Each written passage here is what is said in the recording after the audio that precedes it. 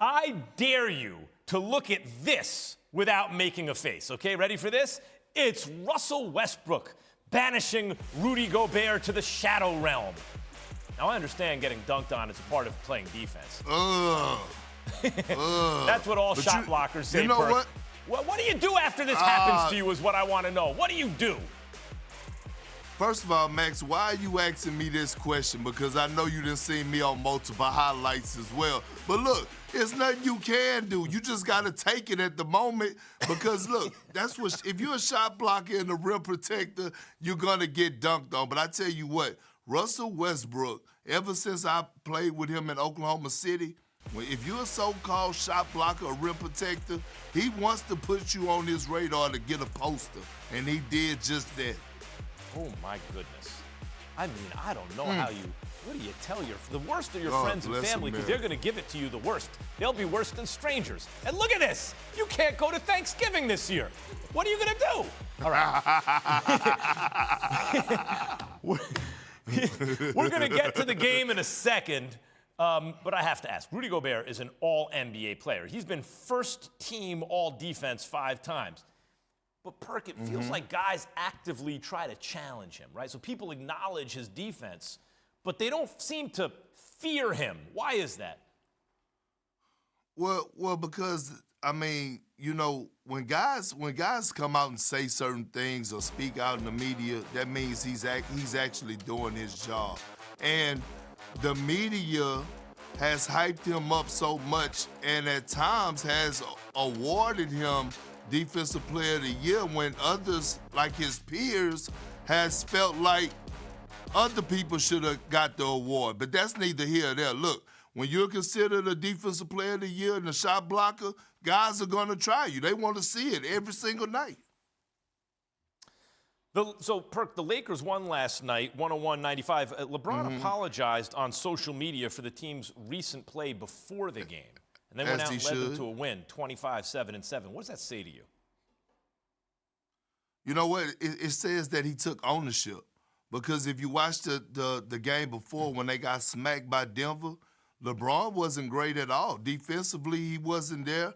He was messing up assignments. And so when he goes out and he publicly apologizes on his behalf, it's saying that he's holding himself accountable and he's leading the way and sending a message that everybody else on his team need to start doing the same and holding themselves accountable. So I think that's just LeBron James' way of being a leader, Max.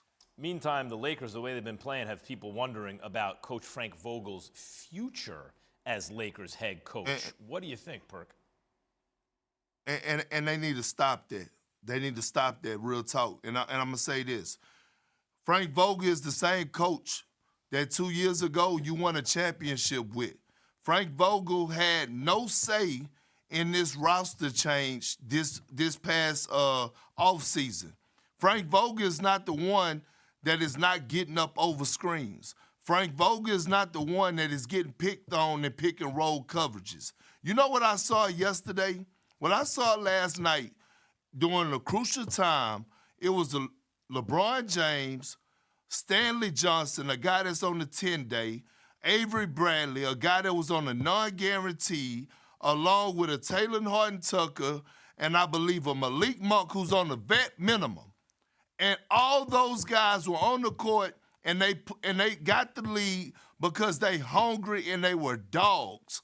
They're not Hollywood. They're going out there and scrap. And they held the #1 team offensively to 85 points, Max. I mean, to 95 points. So my thing is, it's not Frank Vogel. And I'm going to be, listen to this, I'm going to be highly disappointed in Anthony Davis and LeBron James if they even allow the Lakers to fire Frank Vogel or if they don't go to war and stick up for Frank Vogel because they know that he's not the problem. Well, I mean, when you put all your chips to the middle of the table to put a big 3 together, they signed LeBron, but they had to trade for AD and Westbrook. Usually you're kind of thin. Usually it takes a minute for it to work out, right? Season 1 when they're all together. So Vogel sort of cast as the fall guy here, I guess. They're a scapegoat, basically. And it's wrong. It's wrong because he's not out there. Like, at the end of the day, you can't when is Russell Westbrook going to stop gambling for steals? When is Russell Westbrook going to fight to get up over screens? When is Carmelo Anthony, when healthy, going to stop teams from picking on him on the pick and roll on the defensive end? Like, those are the things that are happening. But you saw when he had some hungry young dogs out there last night, things changed. Yeah. All right. Hey, Perk, thanks as always. We'll talk soon. We have a really good... You're right, we'll talk soon. Thanks for watching ESPN on YouTube. For live streaming sports and premium content, subscribe to ESPN+.